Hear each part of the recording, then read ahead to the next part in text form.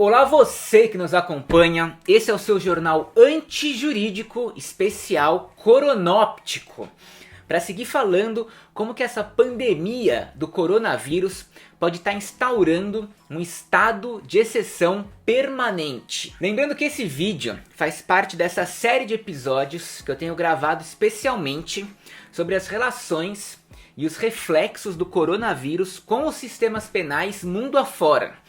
Então eu recomendo que você assista antes ou depois desse episódio aqui os programas Coronavírus e Sistema Prisional, Punitivírus e Coronocracias. Nesse episódio aqui, bora falar sobre vigilância digital, a retórica militar aplicada na área da saúde pública, as arquiteturas da opressão que estão sendo construídas bem diante dos nossos olhos, os orçamentos de guerra e, claro, a ascensão do autoritarismo. Põe o dedo pra mim! Olha, cala a boca, não perguntei nada! Vocês estão carregando um cemitério nas costas, vocês devem estar cansados.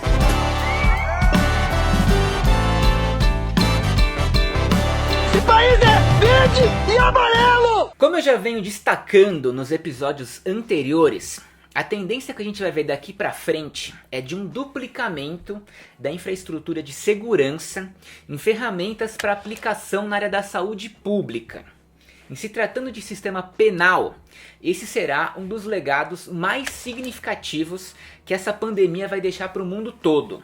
Um aumento radical da vigilância digital e do monitoramento eletrônico. O que já dá pra gente sentir é que esse coronavírus está sendo uma espécie de 11 de setembro global, que vai instituir novas práticas de controle social em vários países, que, como a gente bem já sabe, acabam sempre beneficiando o setor privado.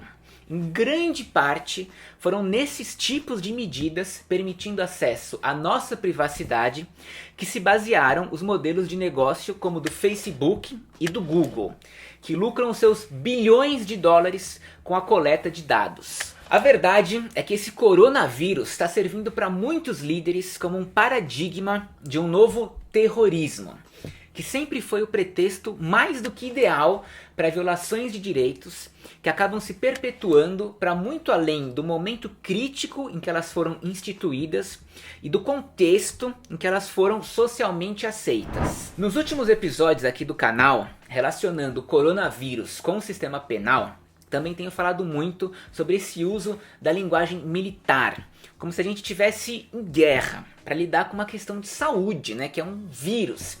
Desde Donald Trump dizendo que os Estados Unidos estão em guerra contra esse vírus chinês, e Boris Johnson anunciando que irá agir como qualquer governo em guerra, até passando aí por Benjamin Netanyahu falando sobre a guerra contra um inimigo invisível, e Macron anunciando simplesmente estamos em guerra. A gente sabe muito bem que isso é linguagem, que não existe um conflito armado ou uma convenção de Genebra sobre como combater um vírus.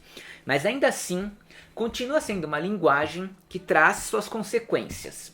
E nesse caso, uma das principais consequências são essas novas medidas impostas pelos governos no que se refere à vigilância, monitoramento e coleta de dados, que vão sendo com o tempo normalizadas, assim como a militarização das fronteiras. Então a gente vê que lado a lado em considerar o coronavírus como uma emergência de saúde pública, o que ele obviamente é, há também uma declaração de guerra contra um inimigo invisível e desconhecido. E consequentemente a criação de uma nova forma de terrorismo que afeta todo mundo em uma escala até então inimaginável.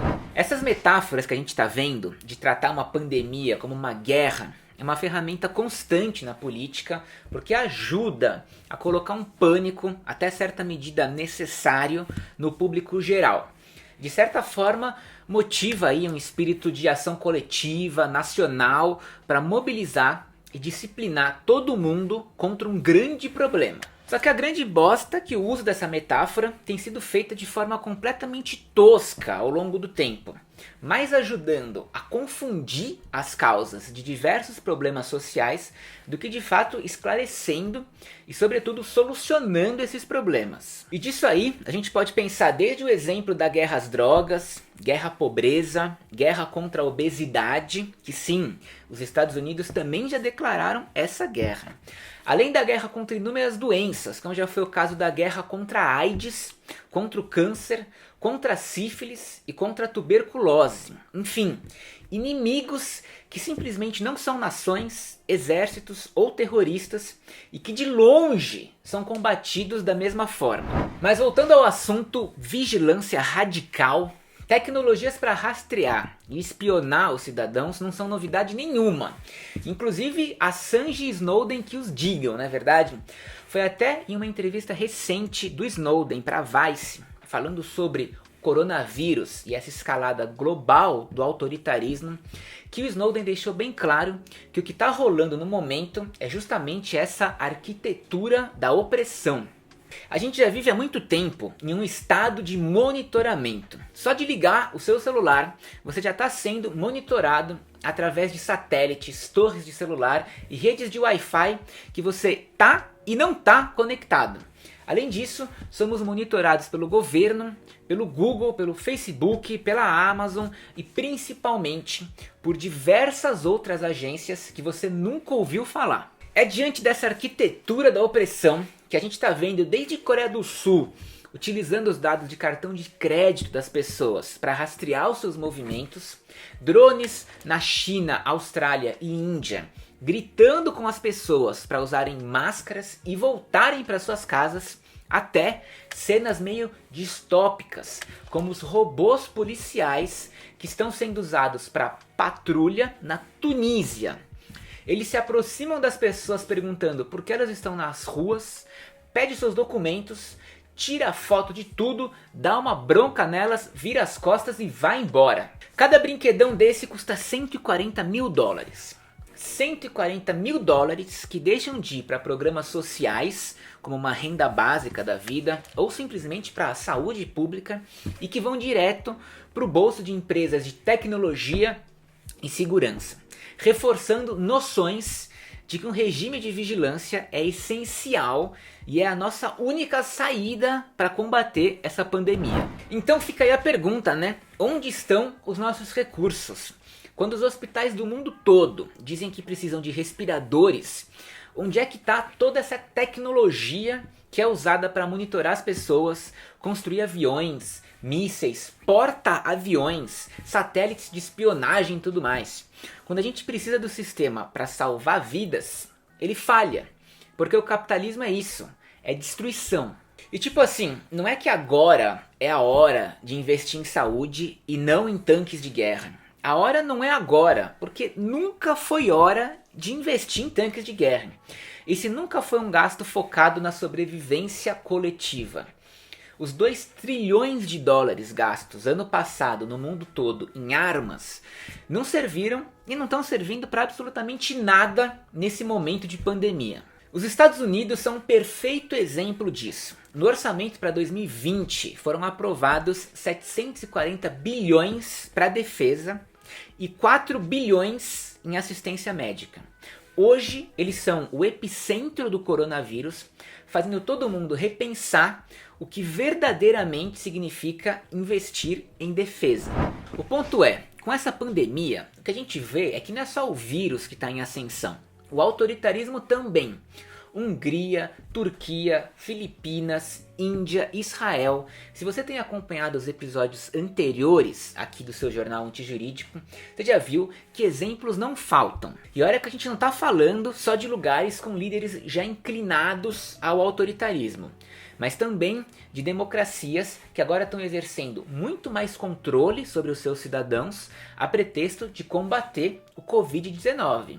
O que, como eu já disse também em outros programas, é aceitável, desde que muito bem esclarecido qual que é a contribuição disso na luta contra o vírus, quais são as consequências disso para a democracia e quando que essas medidas que restringem liberdades e direitos serão abolidas. No Brasil isso já está bem claro. Bolsonaro para além de patético, já tinha inclinações autoritárias bem explícitas.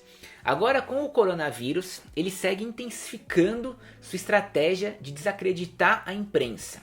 Além do uso de fake news, da propaganda de curas não comprovadas, da demissão aí, como foi o caso do Mandetta, de aliados que não aderiram às suas mensagens, e isso sem contar o total desprezo às políticas de isolamento e ao uso de equipamentos de proteção. Como a gente pode ver, a última preocupação dele é conter essa doença. No momento, o objetivo principal é se sustentar no poder, mas sobretudo sustentar a sua narrativa, custe o que custar. E o resumo da ópera é o seguinte: tá mais do que claro que, em se tratando de sistema penal, um dos efeitos colaterais mais marcantes do Covid-19 é toda essa reformulação, sobretudo essa ampliação da vigilância digital no mundo todo. Estamos vendo como os governos do mundo todo estão planejando monitorar novos surtos da doença, apostando muitas fichas em aplicativos de smartphone.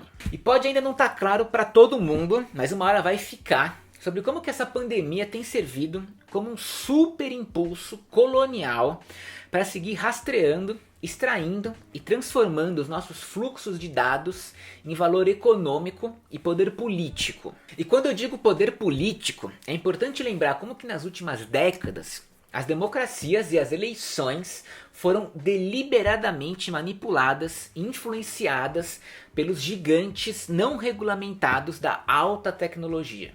O escândalo da Cambridge Analytica, por exemplo, aconteceu ontem. Como sempre, antes de me despedir, quero agradecer aos nossos fiéis colaboradores e colaboradoras do nosso Apoie-se, que mantém esse canal de pé, contribuindo o quanto que podem, pelo tempo que podem. Mas também ressaltar que é uma outra forma de ajudar o canal, se você não está afim de apoiar, não tem dinheiro agora, enfim. Que é o seguinte: o seu jornal antijurídico é agora um afiliado da editora Boitempo. Então, comprando livros nesse link aqui, que também está na descrição do vídeo, uma parte é destinada a financiar aqui o canal. E para já te dar um impulso, um convite para tudo isso, eu vou te indicar um livro para você já comprar nesse link aí, que é o livro que muito inspirou o roteiro desse programa aqui, que é esse aqui, Tecnopolíticas da Vigilância, dessa série da Boitempo, Estado de Sítio, que eu recomendo simplesmente todos os volumes. Beleza? Até semana que vem. Valeu, falou!